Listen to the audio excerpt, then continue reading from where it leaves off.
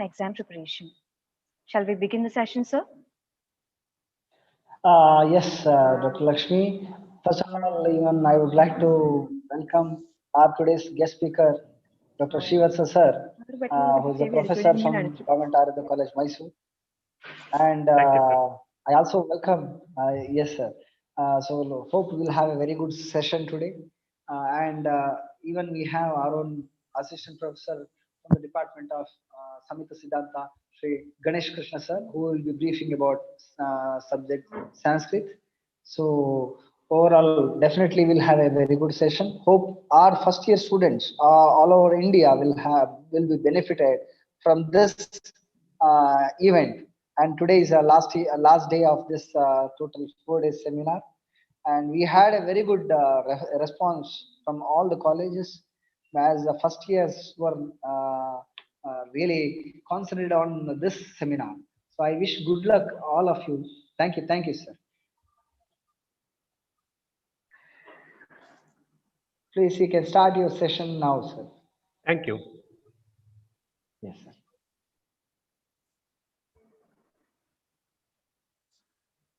The best teachers never give you a direct answer. They ignite the spark inside you to search and find the answers yourself. Today we have one such resourceful person to deal with the utmost important subject throughout the Ayurveda medical education, the basic principles. I welcome Professor Srivatsa to the first session. Dr. Srivatsa is currently working as professor and head of the Department PG Studies, Department of Ayurveda Samhita and Siddhanta, Government Ayurveda Medical College, Mysore. Doctor has completed his post-graduation from Institute of Postgraduate Teaching and Research in Ayurveda, Jamnagar, during the year 2000. Dr. Srivatsa is also a double gold medalist, Rotary Pandit Ayurveda Education Awardee, and also completed Viva level in Carnatic music. He is an eminent practitioner of Yoga Chikitsa, Nada Chikitsa, and Ayurveda Chikitsa. I welcome you, sir, for today's session.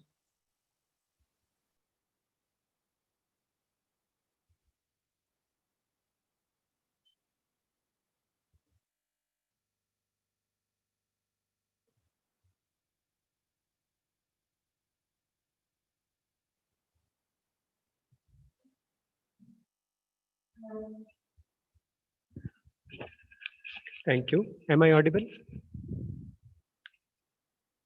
Yes, sir. You are audible. PPT is visible. Yes, sir. That is visible. Thank you.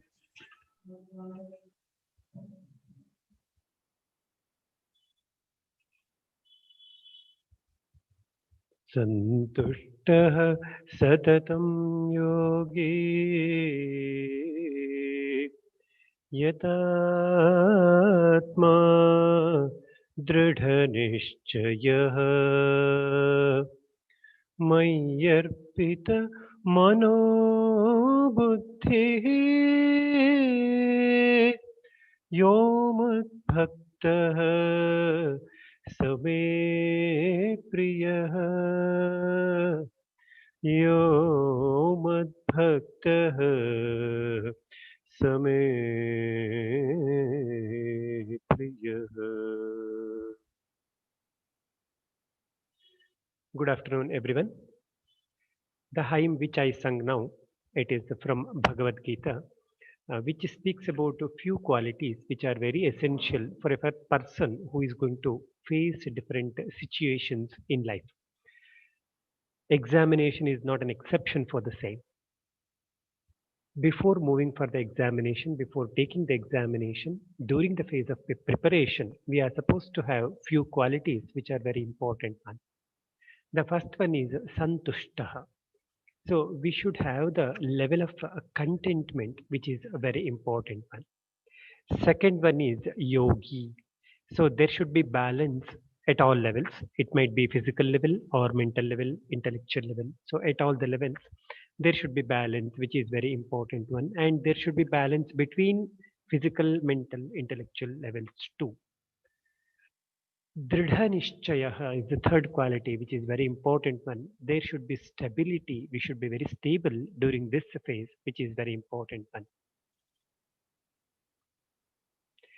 then manas as well as buddhi, the emotion and the intellect, both should have appropriate balance, that is basic requisite during examination preparation.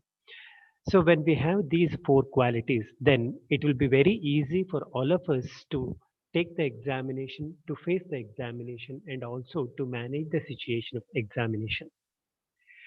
The raga Bhauli in which I sung this hymn is meant to maintain the calmness of mind, which is also very important during examination. So with this background, we will move on to the subject Moulika Siddhanta Evam Ashtangravya, including Padartha Vijnana, how we are supposed to prepare for these two subjects, and how we are supposed to go ahead during the examination phase and also during Vivos. Examination is a process of assessment. So we should know what this assessment is. So it is the process of collecting information or evidence of a learner's learning process and achievement over a period of time in order to improve teaching and learning process. So we are not supposed to consider that examination is meant only for learner. Certainly no. It is for teacher too. But the role of learner will be more here. So the learner should have appropriate information. Learner should learn, which is very important one, and learner should represent what he learned. So in total, the whole task is considered as assessment.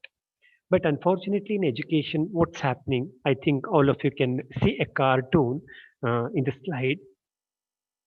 I taught Stripe how to whistle. A person is telling to his friend, but his friend he is asking, I don't hear him whistling. Then the person who taught, he said, I taught him. I didn't say he learnt it. This is what happening in education. That should not happen. It is combined effort of both teacher and student, which is going to be reflected in the performance of examination. Usually, before examination, our mindset, our level will be like this. कुछ तो हुआ है, कुछ हो गया है. But during examination, what happens? सब कुछ अलग है, सब कुछ नया है. So before examination, all of us, we feel that we read something, we learned something. But when we face the examination, when we go for the examination, then we feel that everything is new. Vladimir Horowitz said the difference between ordinary and extraordinary is practice. Don't think that the performer has done some magic. Certainly no. It is practice which made him or her performer. So that's why if we practice, certainly we too can become performer. Then how we are supposed to move ahead here? There are two ways of reading, two ways of studying. One, we call it as exam-based study. Second one is known as knowledge-based study. Many times what happens, we keep them separate. That's why we face certain challenges during examination. Similarly, it will be easy for us to face theory exams, but during Vivos, we face certain challenges. How to handle this? Here are few points which I want to share with you. First, let us focus on the theory paper, theory exam. So usually theory exam is meant to evaluate the cognitive level of the student. It is meant to check the level of memory, and it is meant to check the creativity. So ultimately, in theory exam, these three will be checked: the level of cognition, the level of memory, and the level of creative writing. So in theory paper, we are supposed to represent our knowledge. We are supposed to recall everything, how much we memorize that we are supposed to present, and our writing should be most creative one. It's very important one. Then how to manage this effectively? So let me talk about the issue with the three phases. The first phase is pre-operation, second phase is preparation, third phase is presentation. All the three phases are very important one. We cannot say one phase is less important, another phase is more important. All the three plays a major role. So it has been presented in a reverse way because presentation has to be very appropriate, and your pre-operation is going to be reflected in presentation. So that's why it has been presented in a reverse manner. So first let us try to know pre-operation stage, which is a very important one. So there are three steps here. We should know how to pick the topics in the syllabus. Then we should know concept mapping. And the last stage in this pre-operation stage is making notes. So there are three important sub stages in pre-operation stage. One is picking the topics. The second one is concept mapping. Third one is making notes. Let us try to understand each stage one by one. How to pick the topics, that's very important one. See, for the sake of knowledge, for the sake of practice, there is nothing which is important, more important, which is less important. But for the sake of examination, we are supposed to pick a few topics which is a very important one. So many times we may not be able to pick the topics by ourselves. At that time, what we are supposed to do, we are supposed to consult our teachers or mentors. So they will guide you which topic is more important for the sake of examination. There are 3 points related with the syllabus which all of us should know. One is must to know, second one is desirable to know, third one is nice to know. I will give few examples, then you will understand how to differentiate these 3 points in the syllabus. Let us take the example of the chapter Shodhanadigana Sangraha. So in that chapter, Chardhanagana, Virechana Varga, Niruhana Varga, Shiro Virechana Gana. These points are must to know. They should be known properly. So moving on to the second one, desirable to know.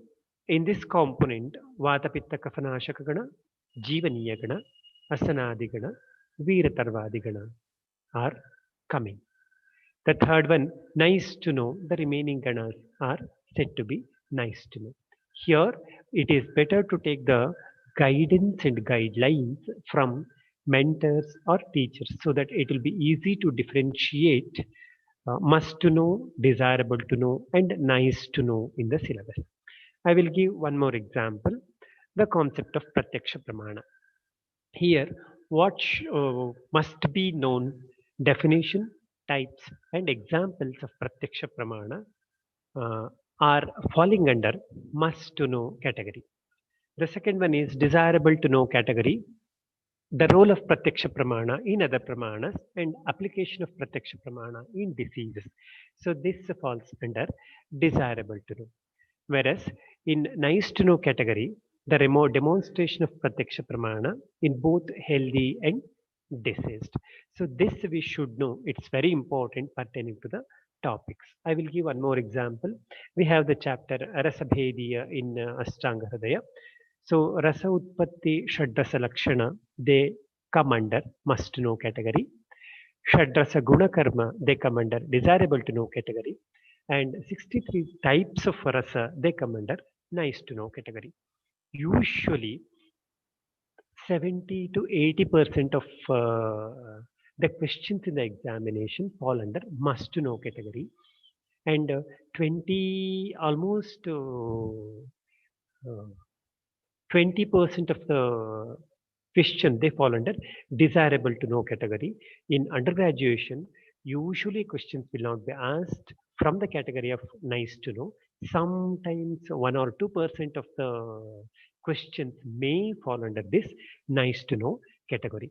So that's why we should differentiate, we should categorize the contents of a syllabus into must to know, desirable to know, nice to know, even though it is not there for medical field.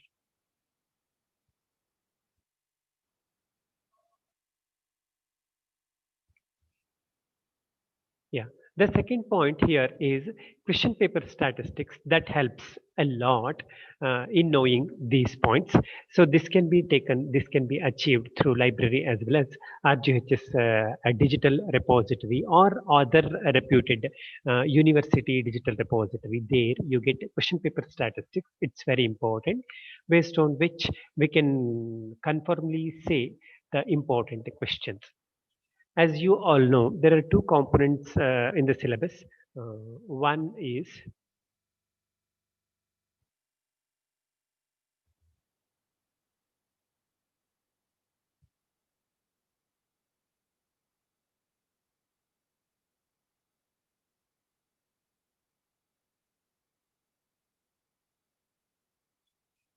part A. It is having 1 to 15 chapters of Ashtanga Hridaya, whereas part B, it's having 16 to 30 chapters of Ashtanga Hridaya, including Moulika Siddhanta. So there are three categories in question paper, as you all know. One is long essay, second one is short essay, third one is short answer. Long essay is meant to know how much describing capacity the student is having. Short essay is meant to know how much knowledge the student is having. Short answer is meant to check how much precision the student is having. That means you should show your describing capacity while writing long essay. You should show your knowledge while writing short essay, and you should show your precision while writing short answer. Usually from part A, questions for 60 marks will be asked. Among them, question carrying 10 marks, one question will be there. 7 questions carrying 5 marks. 5 questions carrying 3 marks will be there. Similarly, in part B, questions carrying 40 marks will be there. One question carrying 10 marks and 3 questions carrying 5 marks and 5 questions carrying 3 marks. So this is how the questioning pattern in Ashtanga Hridaya is given in RGHS. So these are the commonly asked, repeatedly asked questions, chapters in Ashtanga Hridaya. That is Nasya, Vamana Virechana, Basti, Svedadhyaya, Snehadhyaya, concept of Chikitsa Chatushpada, Doshopakramaniyam, the description of Dosha Vriddhikshaya Lakshana, and Roganatpadaniyam Adhyayam. So these subjects are most likely asked in the examination, and till today maximum questions were asked in these subjects. So here I have made a chart in which the points which are repeatedly asked in the examination, like the concept of Chatushpada and Sadhya Sadhyata in first chapter, the concept of Udvartana, Abhyanga, Vyayama, Anjana, Dantadhavana. In second chapter, concept of Kala Vibhaga, Hemanta, Sharat, Vasanta Ritucharya in third chapter, concept of Dharaniya Vega in fourth chapter, concept of Jalavarga, Tailavarga that has been asked twice, and concept of Kshiravarga and Mamsavarga. And in the seventh chapter, the concept of Viruddhahara and Vishana Lakshana and Nidra. In eighth chapter, the concept of Alasaka and Visuchika. This was asked for 3 times, and the concept of Ajirna and Anupana. In the ninth chapter, the concept of Virya, Vipaka, Prabhava, and the description of Parthiva Dravya. In 10th chapter, the concept of Amla Rasa. In 11th chapter, the description of Ojas has been asked for 3 times, and the description of Ashriya Ashtrayi Bhava. In 12th chapter, Panchavidhavata, Panchavidhapitta, the relativity between Rutu and Dosha, and the concept of Rogamarga. In 13th chapter, the concept of Vatasyopakrama, Kapasyopakrama, and Aushadhi Sevana Kala will be asked repeatedly. In 14th chapter, the concept of Vividhopakrama. In 16th chapter, Snehana Ayogya as well as Pravicharana Sneha. In 18th chapter, Vamana Samyak Lakshana, Hina Lakshana, Ati Yoga Lakshana, and Peyadikrama. In 19th chapter, Basti Yogya and Ayogya. In 20th chapter, Nasya Bheda. 21st chapter, Dhumapana Vidhi. In 22nd chapter, the concept of Murdhni Taila or Murdha Taila. In 24th chapter, Tarpana. In 26th chapter, the concept of Jalauka. In 28th chapter, the concept of Shalyaharana. In 29th and 30th chapter, the concept of Ksharada. In Moulika Siddhanta, concept of Tantra Yukti, Tantra Dosha, Tantra Guna, Utpatti. So these syllabus points were asked repeatedly in the examination.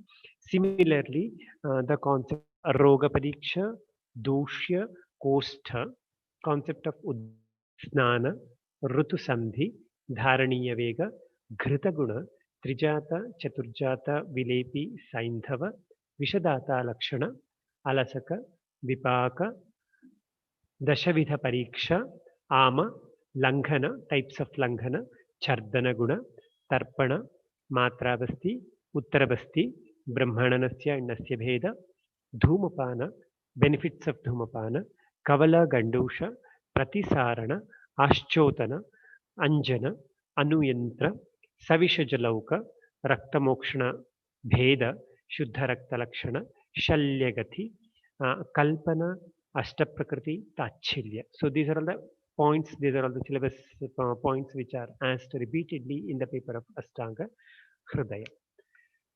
So whenever you are preparing for the examination, always try to ask the achievers. They will give you guidelines. Through them, you will get inspiration. And try to allocate marks for each syllabus point and put stars so that it will be easy for you to give importance very appropriately. So thus, in how to pick topics, we discussed about these points. Let me repeat, consult your lecturers or mentors, go through question paper statistics, either in library or different digital university digital repositories. Always ask achievers and give score for them so that it will be easy for you to pick the topics. So now we will move on to the second subheading in pre-operation, that is concept mapping. So how to map the concept? This is very important one. For example, you take one particular subject. First, you glance that particular subject, which is very important one. Glance the topic. Glancing is very important one. Then you should know how much the information is required, how much information is not required. We will come to know about that later. So you should have this judgment, which is very important one, because a question will be asked either for 5 marks or for 10 marks or for 3 or 2 marks, but you have the information of 30 pages, then you should know how much information is required and has to be reproduced. So that is your skill which you are supposed to develop. Then you should categorize under different headings. The particular subject should be categorized very appropriately under different headings, which is very important one. Then you should move ahead to prepare the concept map. I will show the example, then you will understand. For example, the concept of a sadvritta, which has been mentioned. So usually it is going to be asked for 5 marks or 10 marks. So it should be marked first. Stars should be put, which is very important one. Then glancing should be done first. Usually we get the description in 3 to 4 pages, and 29 shlokas are contributed for the description of sadvritta. I'm not talking about the practicality. All the informations are having practical value, but while writing in the examination, among this much of information, you or we can produce 30% of it, and 70% of it cannot be written in the examination. So in 30% of information, we are supposed to merge the remaining 70% of information. So we should know that the skill, which is very important one, that can be achieved through categorization. How to categorize? I have given example here. You can categorize the concept of sadvritta into kaya, vak, manas, concept of food, sadvritta related with philosophical aspect, ethical aspect, sadvritta related to hygiene, sadvritta related with rituals, etc. So this is one example I have given. Similar way of categorization can be followed. So here, how concept mapping has to be done, can be done. One example I have mentioned here, like ahara, vihara, achara. Under ahara, do's and don'ts. Under vihara, do's and don'ts. Under achara, once again, sub categorization has been done. And what will be the outcome that has been mentioned. in the picture form. So if you map the subject like this, then it will be easy for you to remember during the examination. It will be easy for you to present the concept very appropriately. So we discussed about picking up topics, and second we discussed about concept mapping. Now we will move on to the third step, how to make notes out of the subject. So first point to be known here is fix the quantum of answer, which is very important one. So if a particular question is asked for 15 marks, minimum of 4 to 5 pages of information should be provided. If the question is asked for 5 marks, then 1.5 to 2 pages of information should be provided. If the question is asked for 2 marks, then 1 page of information should be provided. So this is the quantum of answer we are supposed to write in the examination. How the structure of answer should be. So in answer, these three components should be there: introduction, body, and conclusion. So this is the basic framework to write the answer. But depending on the marks, like if the question is carrying 15 marks, following subheading should be there. There should be introduction, there should be reference, the subject should be defined, and subject proper should be narrated in point-wise manner. Few smart arts should be used, and if you know, then make use of cross references, and finally conclusion should be written. So if the question is asked for 5 marks, then there should be reference, standard reference, and there should be definition of the subject, then subject proper information should be given, and then smart arts should be used, and finally there should be conclusion. If the question is asked for 2 marks, then the subject should be defined and directly subject proper should be explained. So depending on the mark, the style of answer should be changed, which is very important one. While writing in the examination, we are having a challenge. Alone English cannot be used. We should make use of Ingsan language because we should write technical terms in Sanskrit.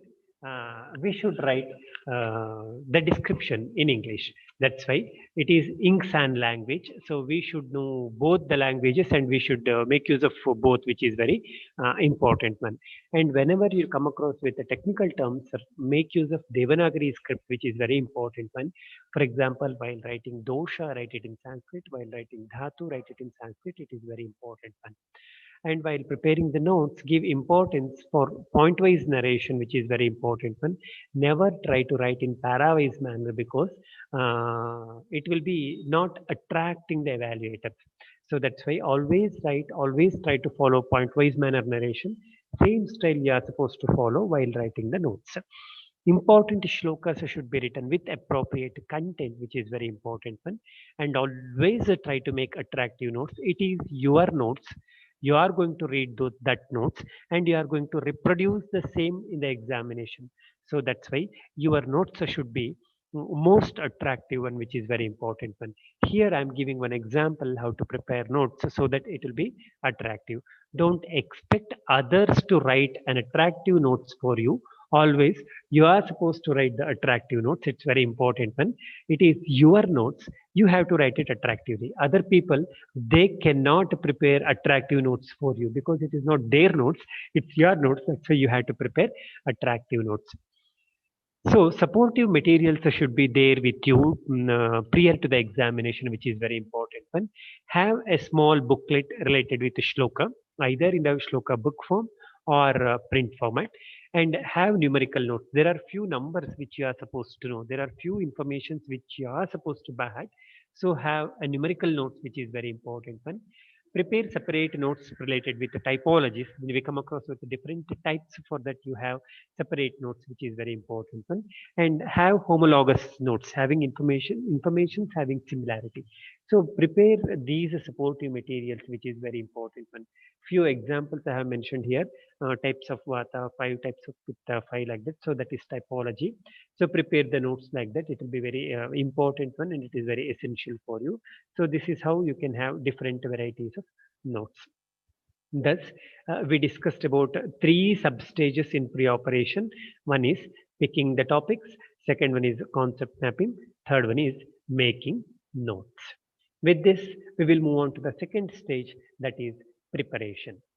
Preparation stage itself is having three substages. One is studying, second one is writing, third one is sharing. So how to study, how to write, how to share. These points we should know very appropriately.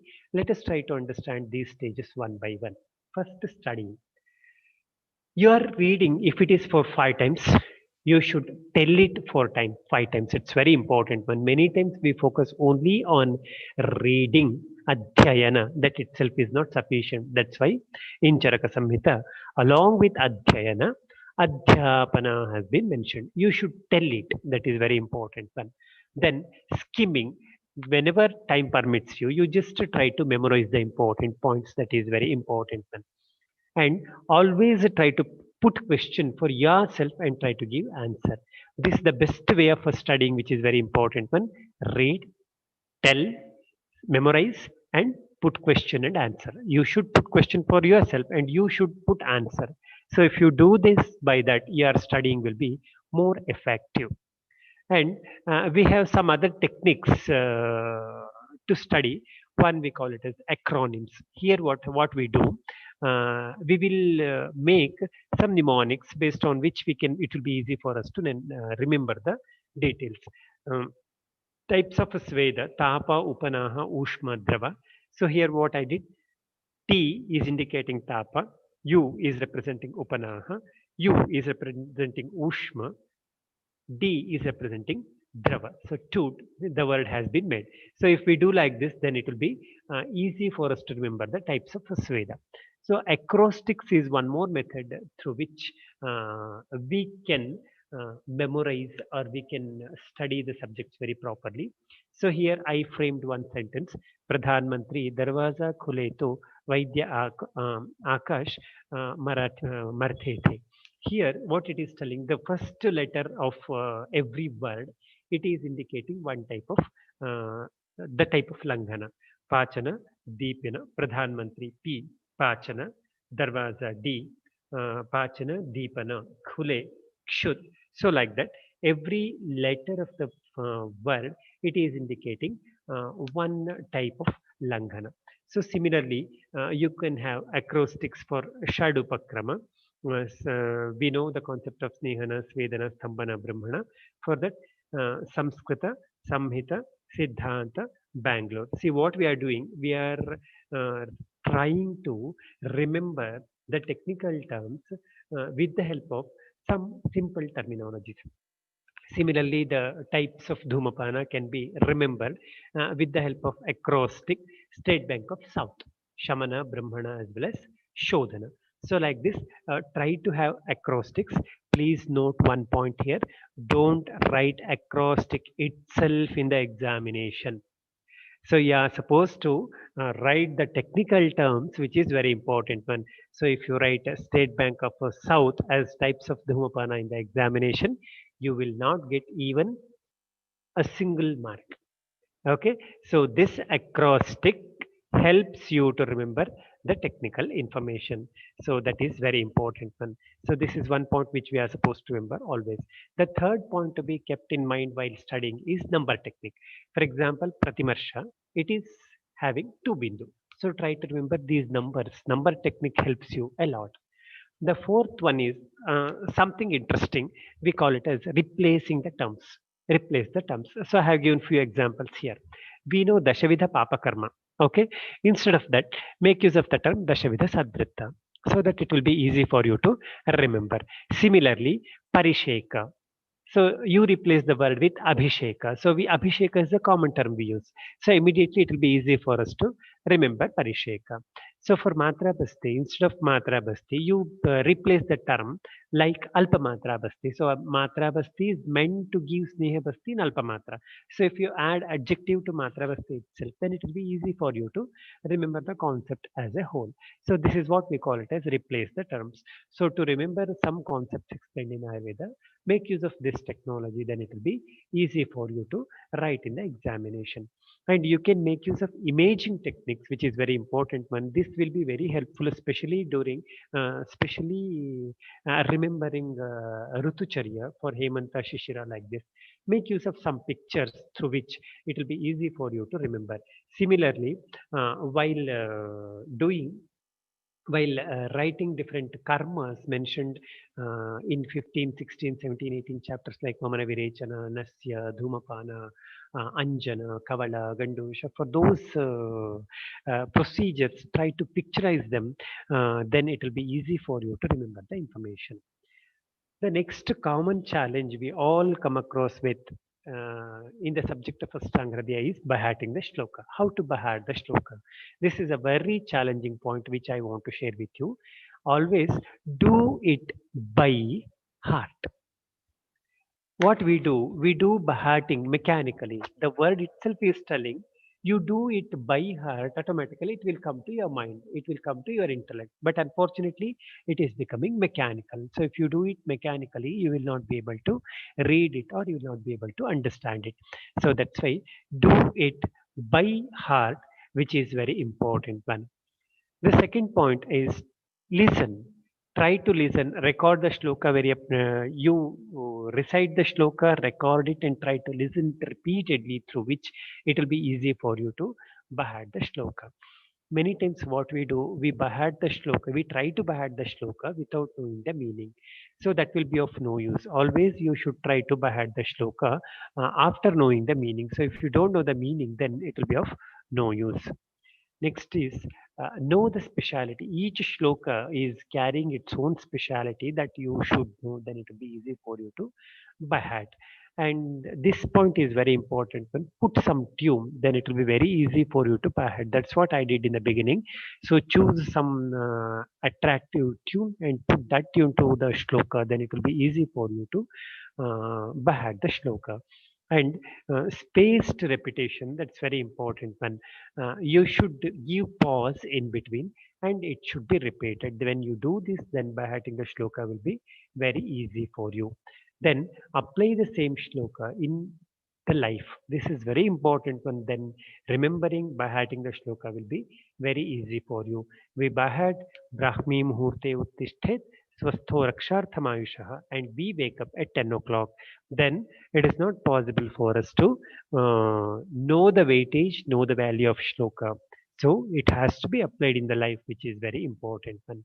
And try to encode it, try to consolidate, try to retrieve. Always it has to be done. Then it will be easy for us to behat the shloka.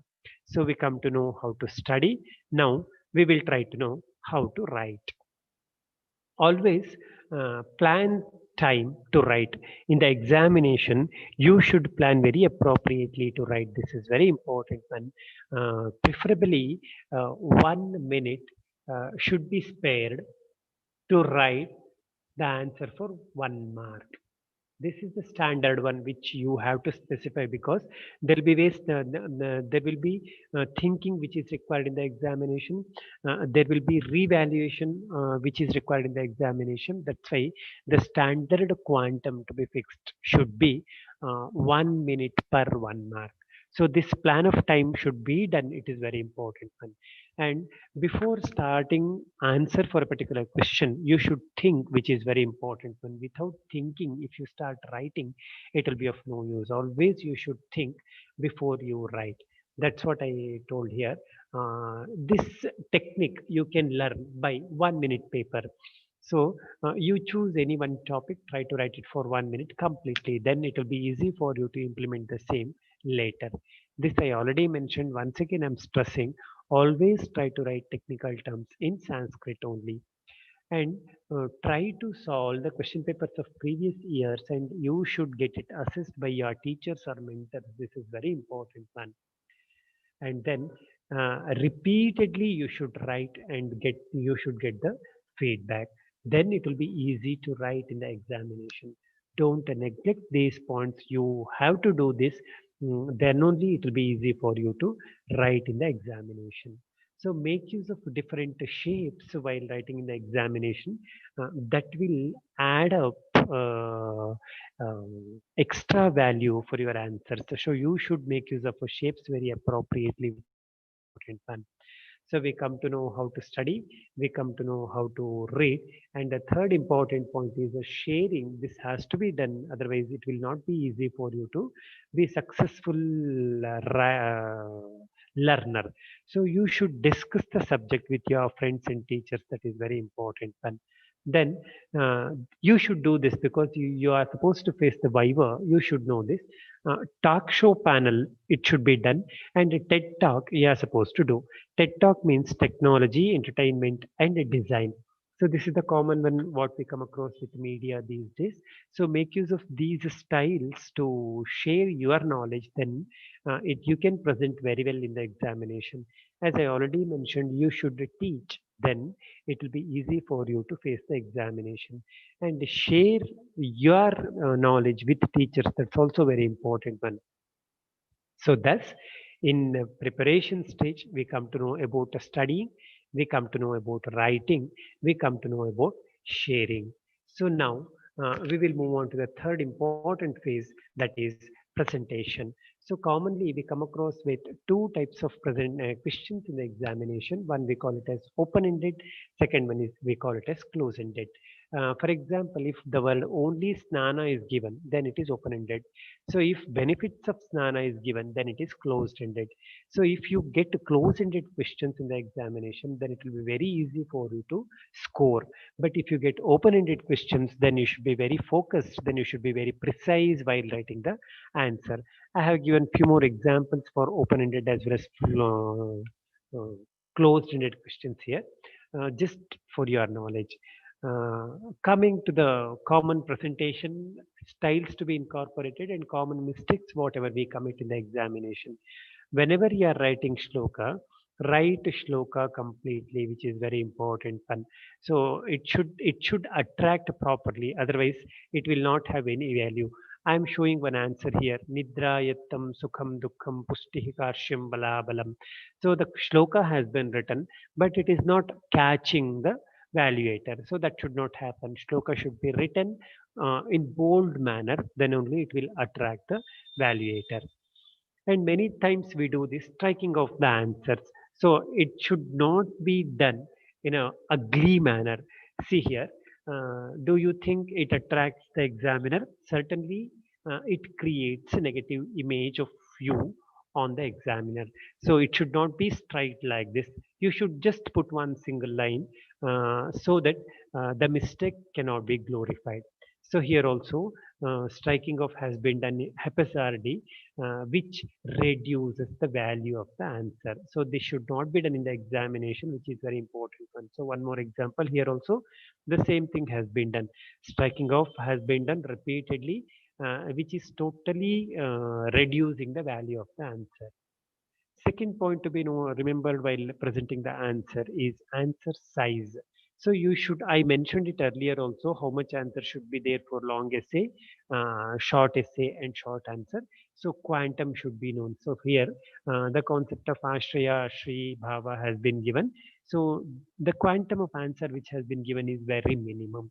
So this should not happen. So we should know the answer size and that has to be presented properly. Don't try to give irrelevant answer. This is a very important point to be noted. See, Langhana Sneha word has been used. There is no word called as Langhana Sneha at all. So if such type of word has been used, then it shows the knowledge what you have. So that's why never try to use irrelevant term.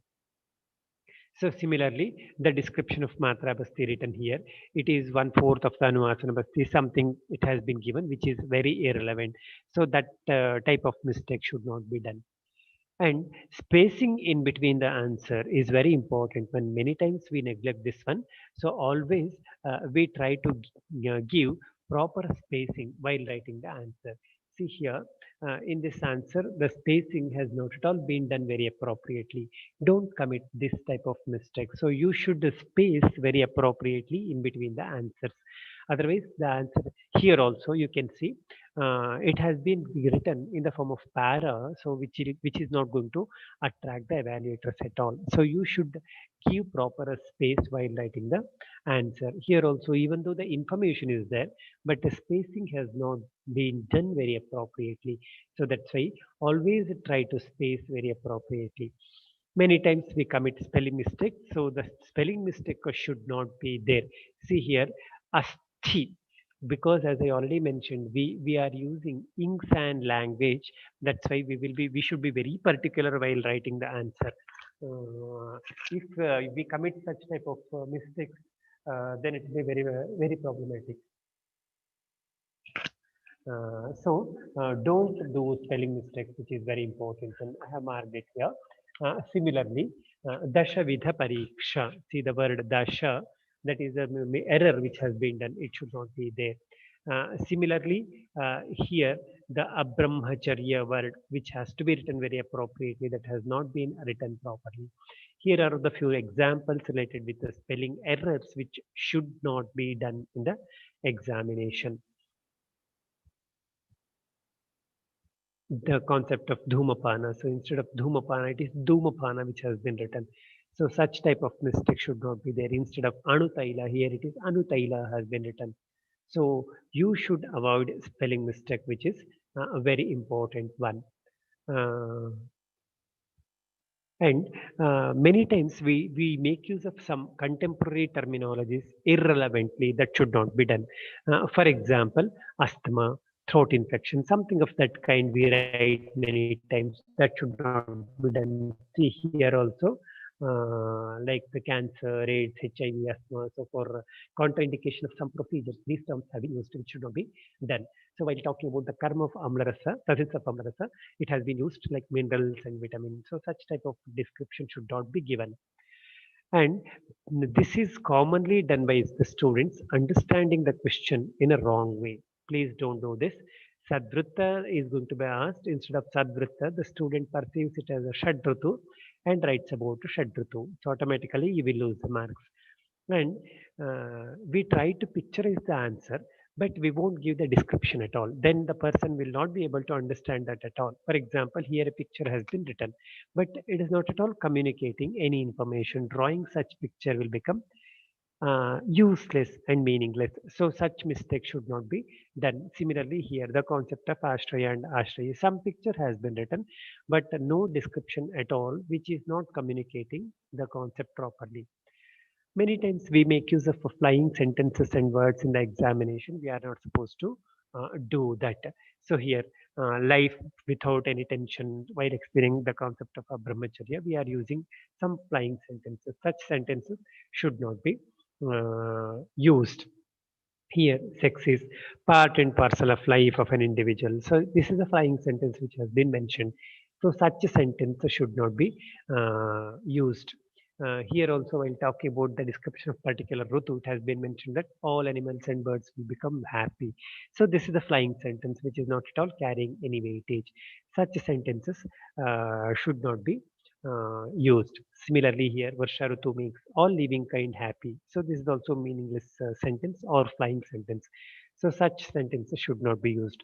Sometimes we write our own new concepts. So such concepts will not be accepted. For example, Sulabha Sadhya Vyadhi, it is Sukha Sadhya Vyadhi, which has been mentioned. So if you use your own term like your own new term like Sulabha Sadhya, that is not accepted. Don't use such new terms while writing the examination. Similarly, for Kalpana, Kalpana means imagination. So our own new terminology the student is introducing. Such mistakes should not be done. Sometimes some misconcepts will be written, so that should not be done. Like Sadvrutta includes Utthana, Dantadhavana, Gandusha. So you are not supposed to write misconcepts in the examination. So while writing about the concept of Matra Basti, so some misconcept has been produced here. Similarly, while talking about Dvividha Upakrama, Vata Upakrama, Pitta Upakrama, Kapha Upakrama has been mentioned. So the concept of Dvividha Upakrama is entirely different. So the student has been misconceptualized the subject. So that should not be presented in the examination. So as I already mentioned, we should know how much quantity of answer has to be given. So if you write a very narrow answer, then it is not accepted. Of course, Murdhi Taila is of four types. If you write only this much, it is representing very narrow form through which it will not be easy for you to score. Similarly, for Tantra Dosha, very narrow answer has been mentioned. So concept of Ashraya, Ashraya has been mentioned in a very brief manner for which an evaluator cannot give any marks.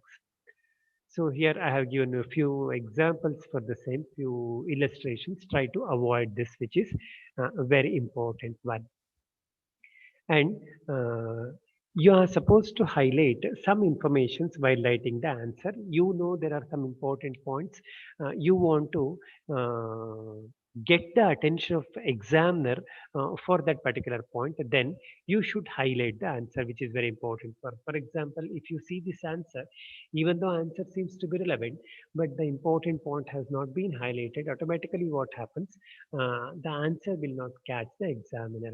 And be very careful while writing the examination. While writing in the examination, some terms we are using in a wrong way that should not be done here in the examination. See here, person should follow the Shavidha Papa Karma, isn't it? So here much more precaution has to be taken. You are committing a blunder here, so by which you are going to lose marks completely. So such type of blunder should not be done in the examination. So blunder is not accepted at all. And you are not supposed to give instructions to the evaluators. Many times we do this. See here, the direction has been given. So you are instructing the examiner so that you are not supposed to do. So commonly we present this, that is lack of presentation will be there. Many times information will be there in your answer, but if presentation is not proper, then there will not be weightage for your answer. Don't do any rough work in the answer book itself. If you at all, if you have any uh, rough work to be done, at the end somewhere you do that and just strike it out. So you can see here some rough work has been done at the top of the answer book. So you are not supposed to do that. And don't introduce the subject too much. Many times what we do, instead of answer, we go on writing the introduction and we won't touch the answer proper at all. So that should not be done. So here the concept of Vega has been explained elaborately. Introduction itself is having elaboration, but subject proper has not at all been touched. So such type of mistake should not be done. And many times what we do, roaming around the bush. So continuously we go on telling the subject, but there will not be subject at all. So that should not be there. See, concept of Basti. Basti is one important upakrama. Basti is very important one. It is having so many types. It is explained Basti Adhyaya, something of that kind. Continuously we are going to tell, we are telling some information, but that the information is not talking about particular subject at all. Your answer should not cause murcha to the person, that is unconsciousness to the evaluator. Many times it will happen. Please note this. Instead of purusha term has been used, and now all irrelevant answer has been mentioned. See here, the student is supposed to write about purisha. Instead of that, the student has written for Purusha. So here Purusha is Pushakrit has been mentioned. So he was supposed to write about Purisha.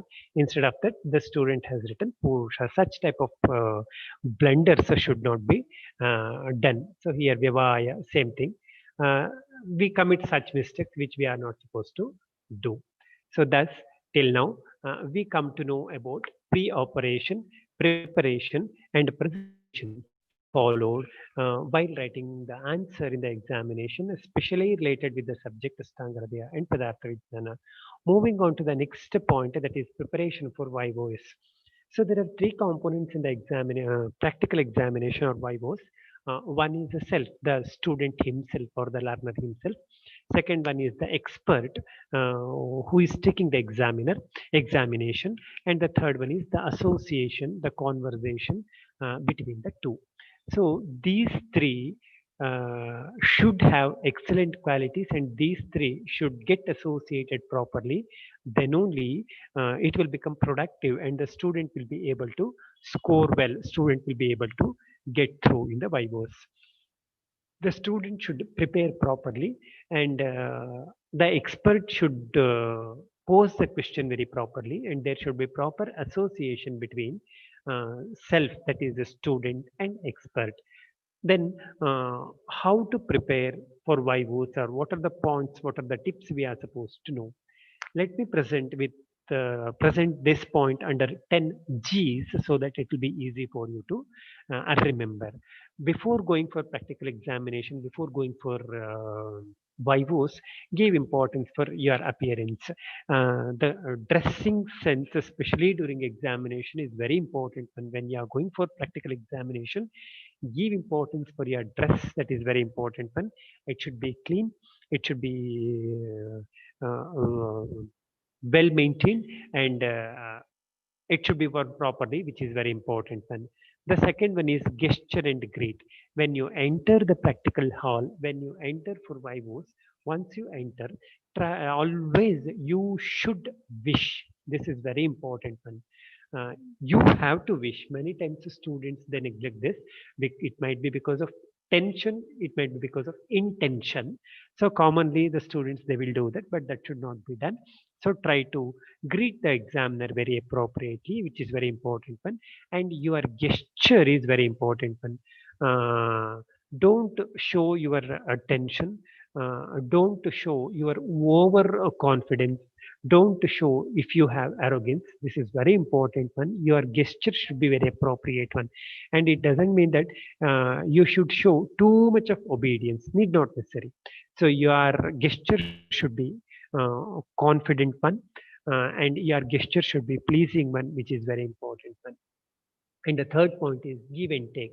Always try to answer for the question asked by the examiner.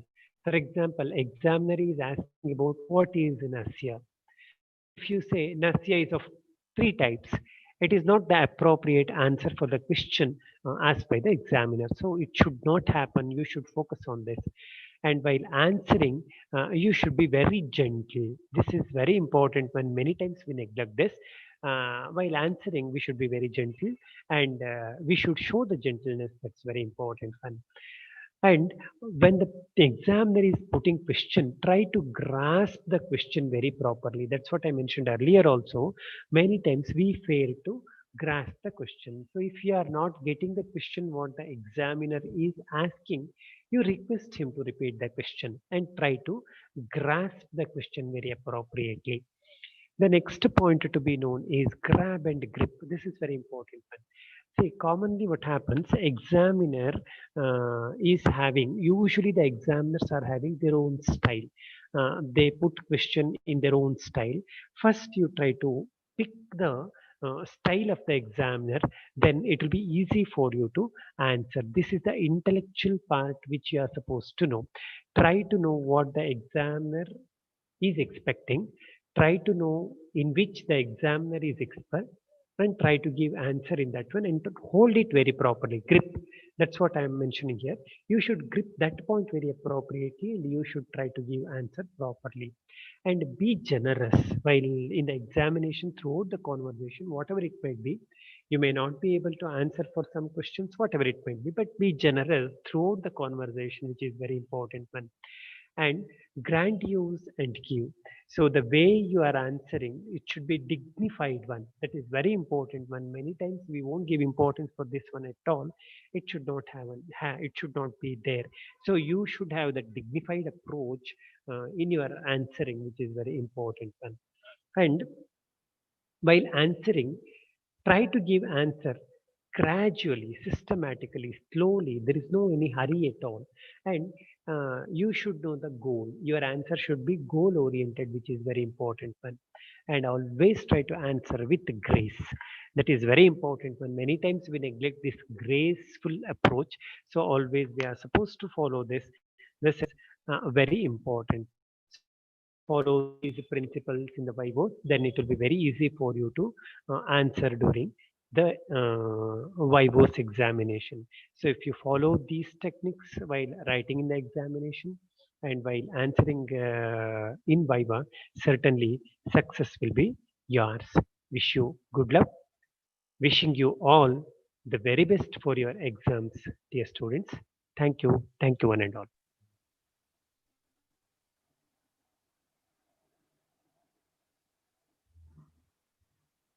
Thank you, sir, for such a resourceful session. Hope the students will incorporate most of the suggestions provided by you through the session. Next, we have Ganesh Krishna Sharma, sir, on the session of Sanskrit study technique to break down the syllabus as per weightage.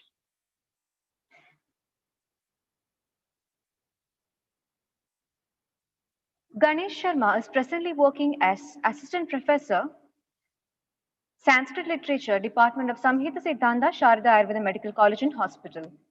He has graduated in BA Sanskrit from SDM College Ujjuri during the year 2014 and post-graduated in MA Sanskrit Literature from Rajiv Gandhi Campus, Sringeri during the year 2016. He has also obtained post-graduation in Hindi as correspondence from Dakshin Bharat Hindi Prachar Sabha during the year 2018.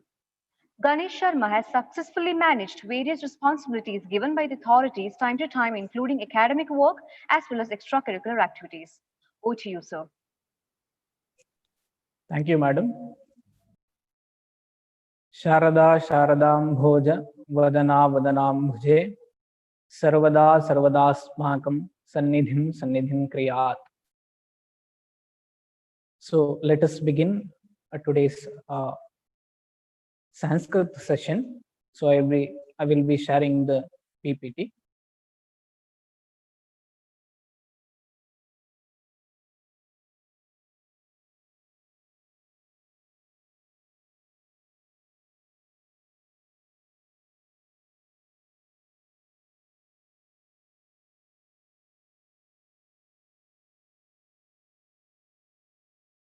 So let us begin our session. Sanskrit is the most ancient language. The script of Sanskrit is in Devinagara, which is similar to Marathi as well as Hindi languages.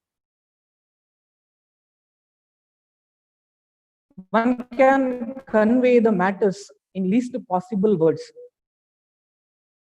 So it is the beauty of Sanskrit language.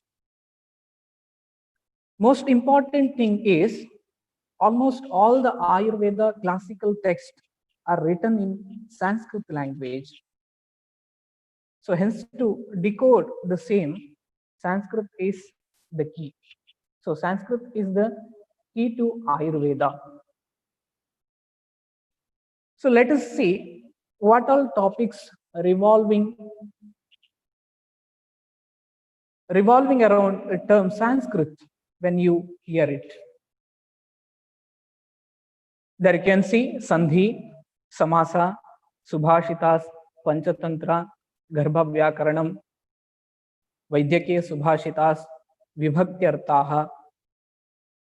So the syllabus is divided as part A and part B.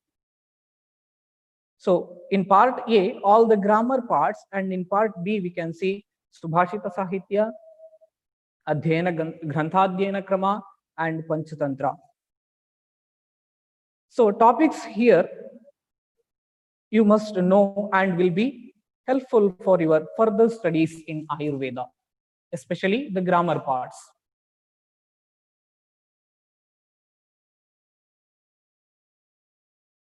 So next question that comes to your mind is how to appear Sanskrit exam. The key points to remember, first one is preparation. So proper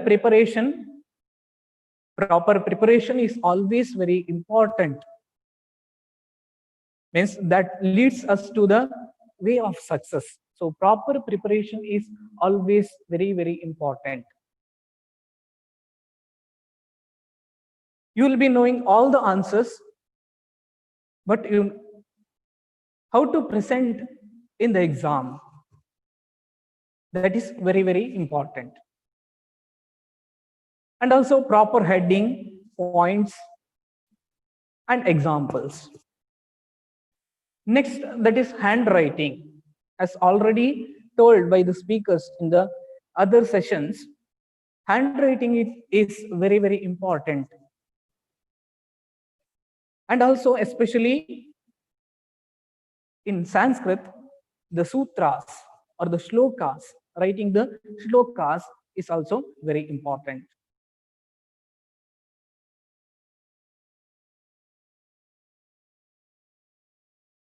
So before going to the presentation techniques, it is necessary to understand the usual question pattern we have. So question pattern, a long essay, short essay, short answers, and short note. So long essay for 10 marks, short essay that will be 5 marks, and short notes and short answers will be 3 marks. So these are the normal patterns or categories we can see. And in case of Sanskrit, we do have a lot of repeated questions, which is an advantage during the exam preparation when compared to other subjects. So study and answer for the last 5-year question papers. If you see the previous 5 years question papers, you will be confident to write Sanskrit exam.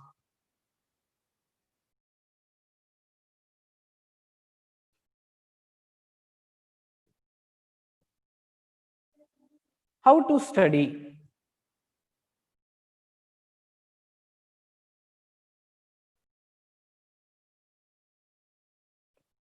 Make points, repeatedly chant the shlokas, adhyana and manana. And also early morning study. Start studying in the early morning, especially the shlokas. As said in Ayurveda, Brahme muhurte uttishte swasto rakshartham ayushaha. So Brahme muhurta, that is studying the shlokas in that time,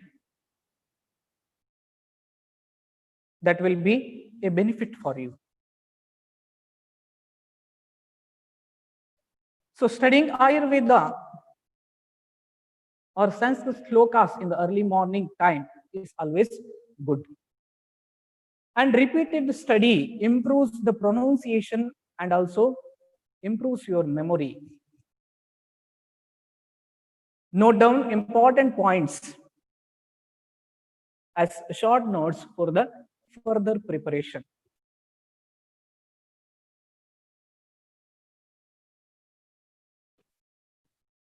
In Sanskrit, importance of Maheshwara Sutra. So, Maheshwara Sutra, rearrangement of alphabets by Acharya Panini. So, is the building block of grammar.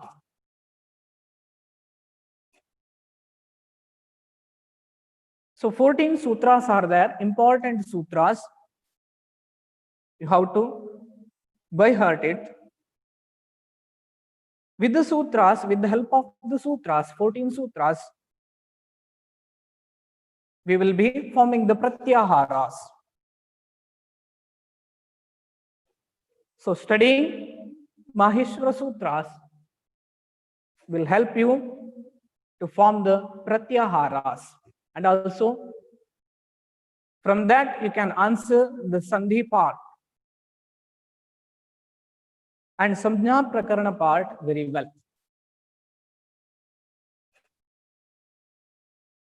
So here, a writing step to follow.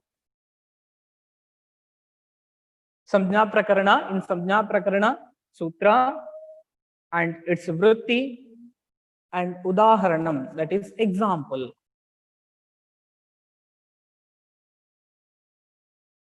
As we are solving the mathematical problem, that is step by step.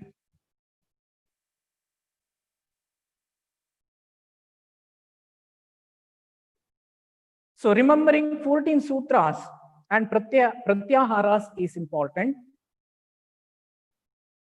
as answering Samjna Prakarana and Sandhi Prakarana. That will be helpful.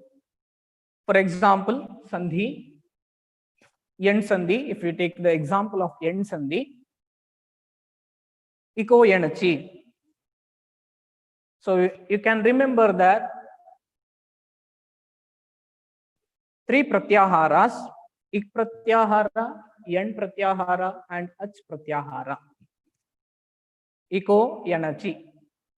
Ekah sthane Yen syat Achi samhitayam vishaye.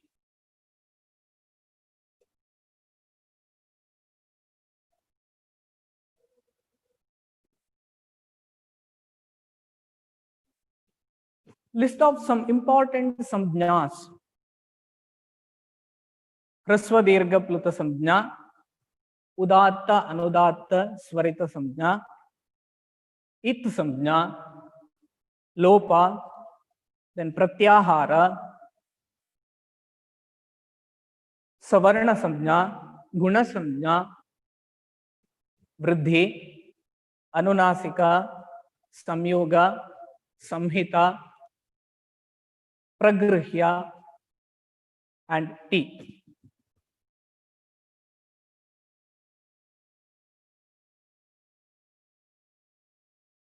So making list of these samjnas,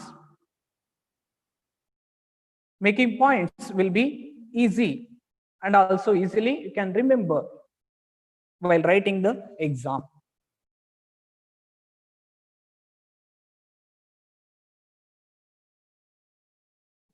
Next, charts and points.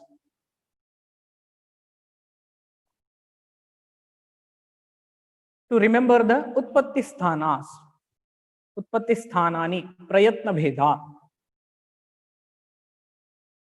So Prayatnaha, Yatno Dvida, Abhyantaraha, Bakhyaha.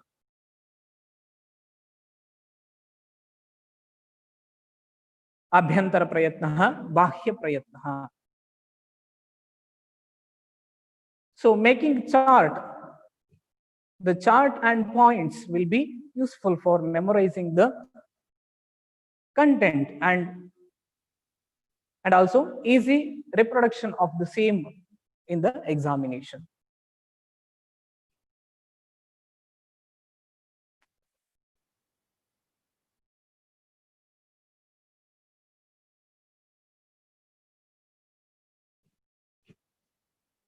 Utpatti Sthanani can see in the PPT.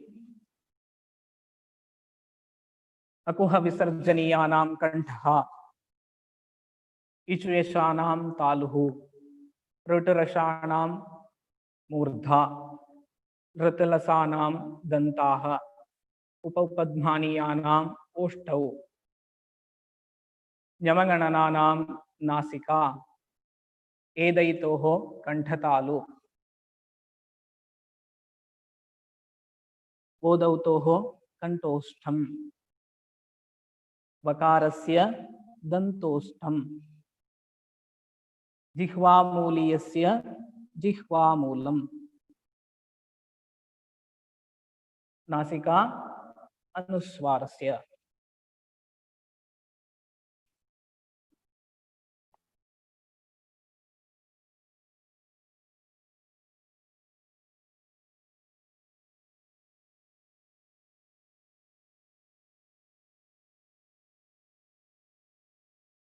How to remember the examples?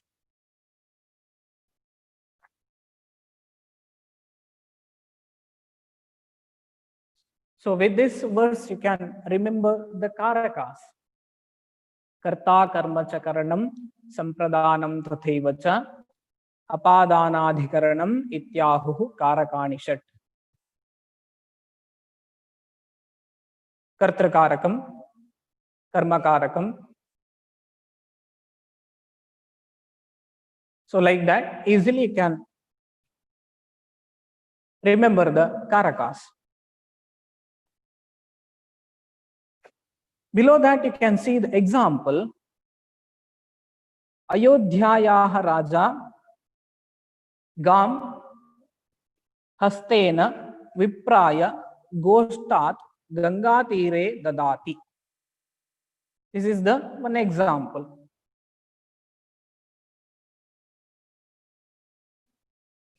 If you remember this one example, in one example, all the Karaka Vibhaktis are covered. See the sentence, Ayodhyayaha Raja Gam Hastena Vipraya Goshtat Ganga Tire Dadati. So here all the Karaka Vibhaktis are covered in this sentence.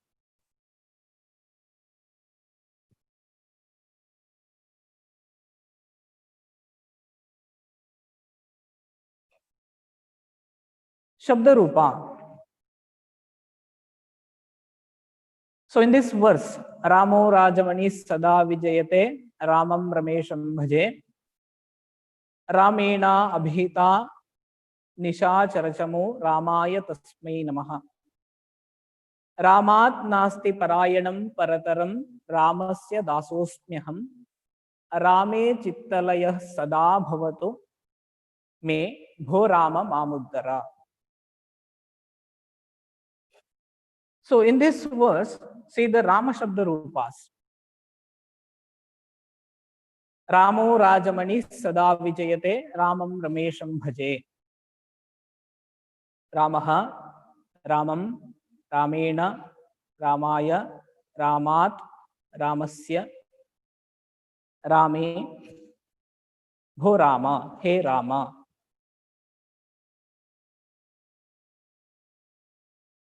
So you can see the Shabda Rupa, Prathama Vibhakti to Saptami Vibhakti and Sambhodhana.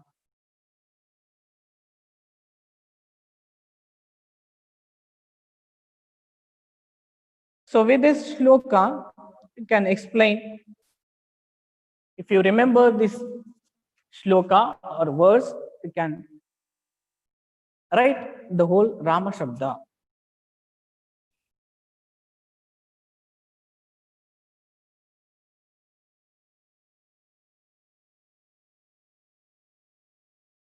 Next is how to present.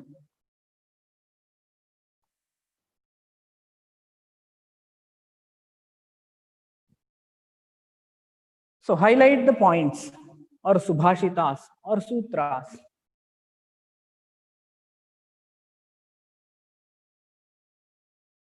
Subhashita you can say Sadhya Palate Gandharvam Masamekam Puranakam Vedaha Phalanti Kaleshu Jyotir Vaidyau Nirantaram. So highlight the points or subhashitas or sutras. And write in Sanskrit, means Sanskrit term. Wherever possible, write Sanskrit terms in the answer sheet.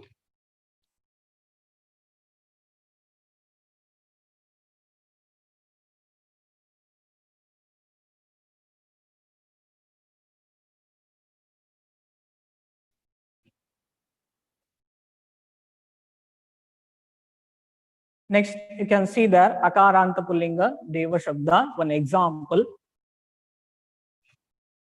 for Shabda Rupa. Vibhakti Vachanam, Ekavachanam, Dvivachanam, Bhuvachanam, Prathama to Saptami Vibhakti, and at last Sambhodhana.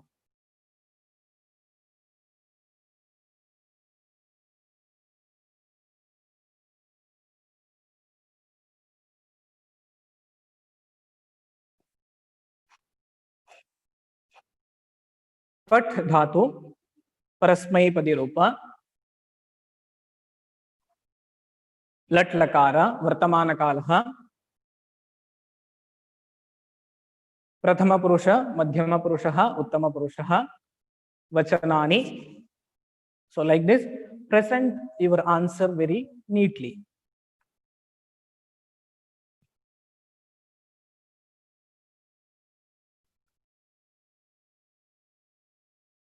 So here you can see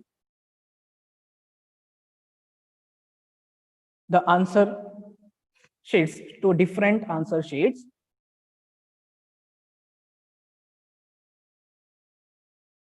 In the first one,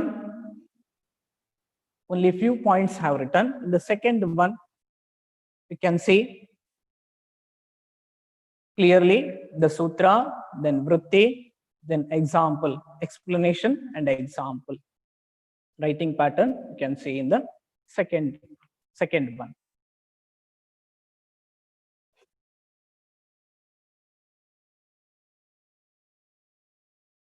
Samasaha panchada. So samasa types, Vishesha Samasaha, Chaturvedaha, 4 types. Punaha Kevala Samasaha. So you can make the chart of this as shown in the PPT. You can make use of charts. Samasaha, Tatpurushaha, Dvandvaha, Bahubrehihi, Avyayi Bhavaha. And study Samasa along with its Lakshana.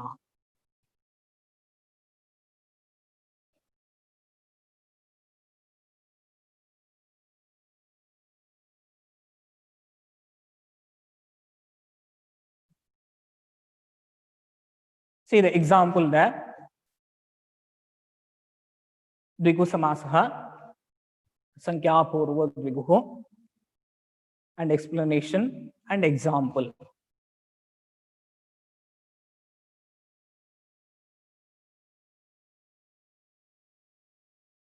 Next, Vaidyakiya Subhashita Sahitya.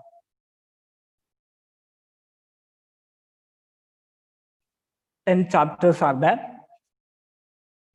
So if we divide the 10 chapters of Vaidyakiya Subhashita Sahitya, first to fourth chapter, history of Ayurveda. Next, 5th to 7th chapter, basics of Ayurveda. And the last 8th, 9th, 10th chapters, general Ayurveda topics. So if we divide and study like this, it will be easy to remember the Subhashitas. And writing Vaidyakiya Subhashita Sahitya, first is introduction. Give small introduction about the chapter which you are going to write.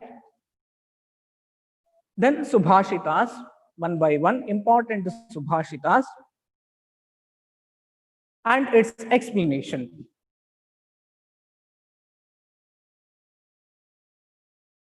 So small introduction about the topic, then explain with important Subhashitas. For example, Jalavijnanam, their importance of water, source of water, methods of collecting and preservation,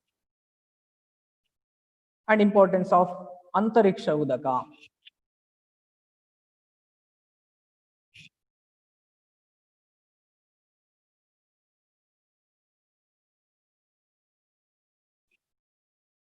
Next we will say Granthadhyayana Kramaha.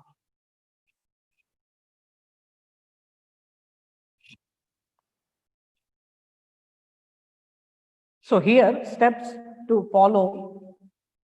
First is Pada Vibhagha.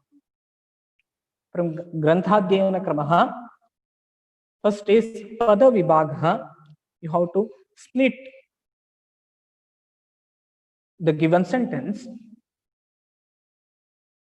Then Arthanmaya, Bhavanvadaha and Vyakarana Visheshaha. First Pada Vibhagha, Arthanmaya and its meaning. Then Bhavanvadaha, total meaning of that. And Vyakarana Visheshaha, grammar parts related to that. Sandhi, Samasa, Avyaya, then Lakara Rupas, Dhatu Rupas.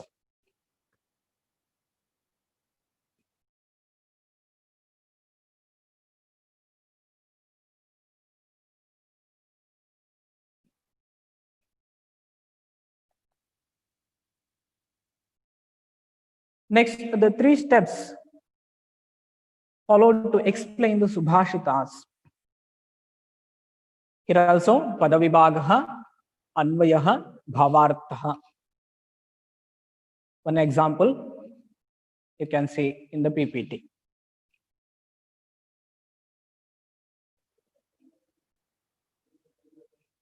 Next is Panchatantra. So easily can score 10 marks here. Steps is title of the story, then shlokas, and writing moral shloka. It's very, very important.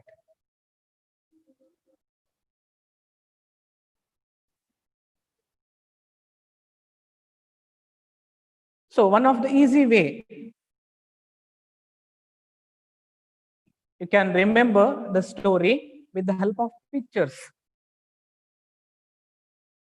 Easily can remember the incidents of the story.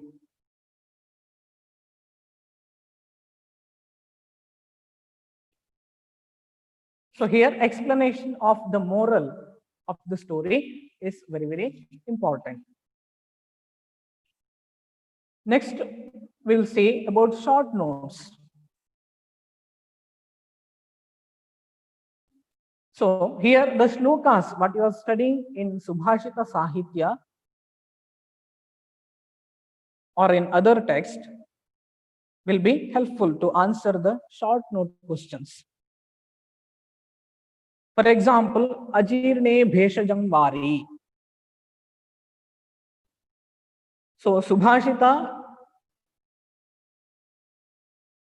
we can remember from Jalavijnaniyam, Ajirne Bheshajam Vari, Jirne Vari Balapradam. Bhojanet Amritam Vari, Bhojanante Vishapradam.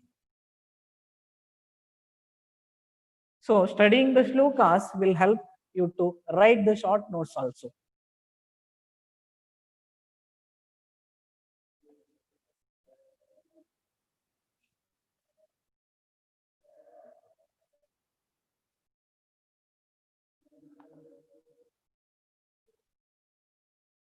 So I want to conclude my session with these verses of Sanskrit. Kakah chesta bakah dhyanam shvana nidra tathaiva cha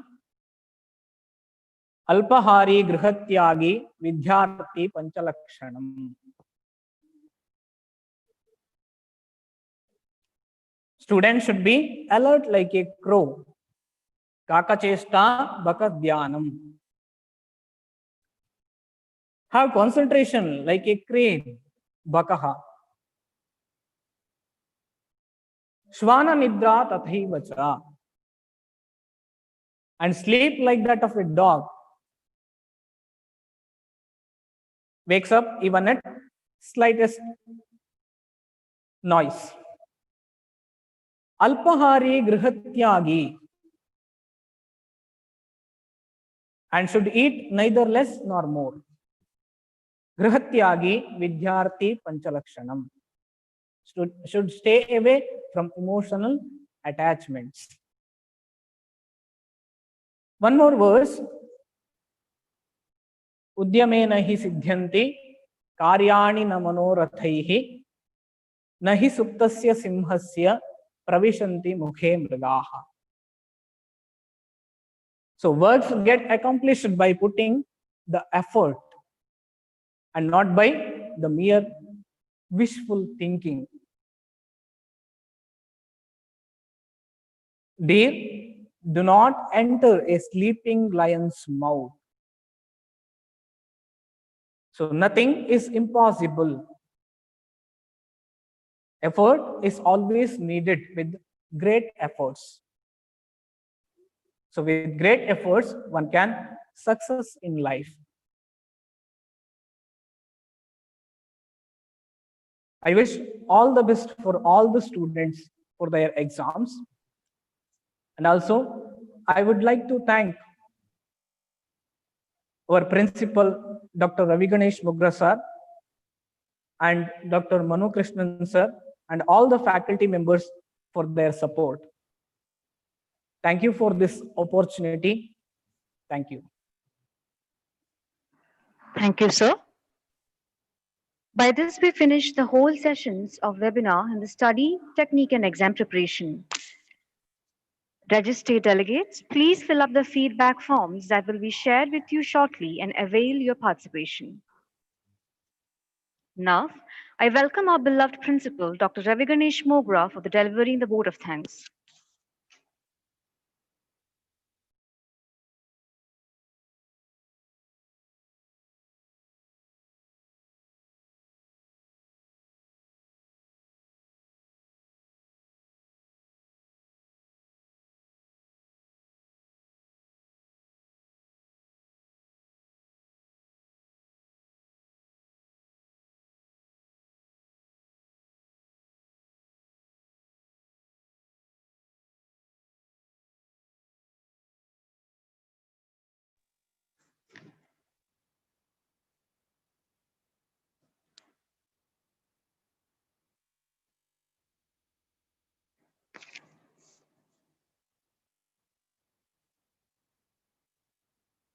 I request our beloved principal, Dr. Ravi Ganesh Mogra, for delivering the vote of thanks.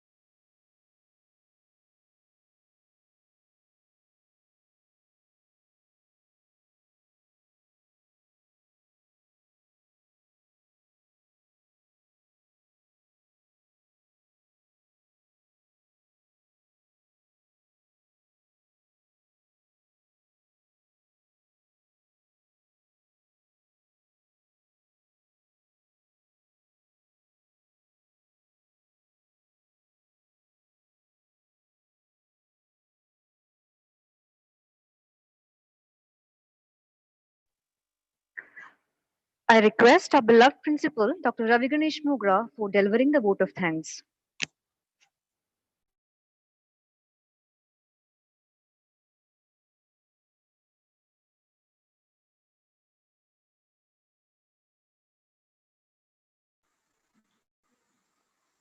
Hello, Namaste. There was a technical issue.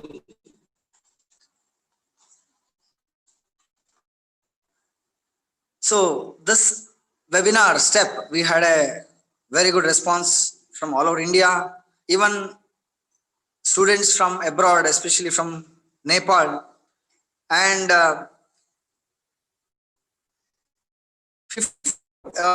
35 state colleges from Karnataka and 8 colleges from Kerala, and even from other states, from 10 colleges, they have attended this seminar.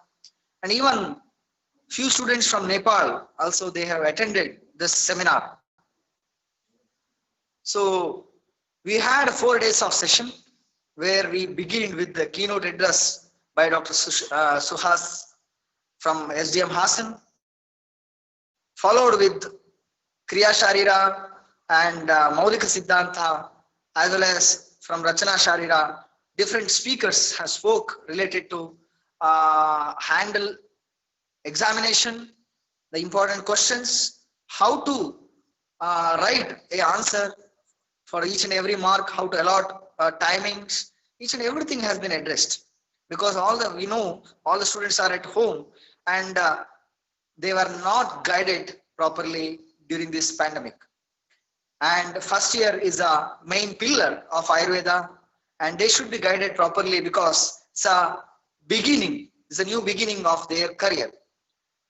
So I would like to thank all the guest speakers who attended this webinar, and all the students, even teachers from other colleges. Dr. Pradeep sir, who is my sir from Yelendra Koppa, he supported a lot, as well as other teachers from other colleges have supported this program.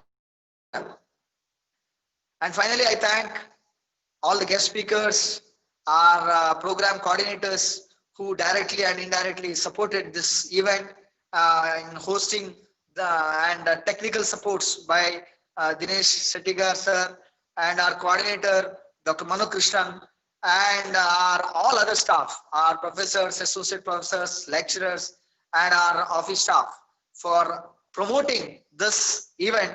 And it was a huge success, I will say, because when there was a lot of seminars were conducted, we were in a doubt what will be the situation of our webinar. But finally, when we did it, we had an overwhelming response because the name itself suggests that step, study technique and examination preparation. So students are really interested on this topic at present because they are going to face the examination soon. So I wish good luck for everyone for the upcoming examination as well as for your studies. And in future, we'll be continuing this step series with the for the preparation of examinations, and even the question bank will be updated very soon. And this step series will not stop here, even though the pandemics may stop, but the virtual seminars like this, we will be together in these platforms and we will discuss various issues of Ayurveda and as well as the problems what you face.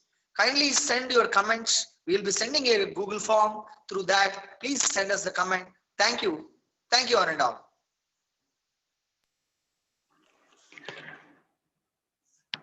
Thank you all for the kind cooperation and participation. Until next time, all the warm wishes for the upcoming exams. Thank you all.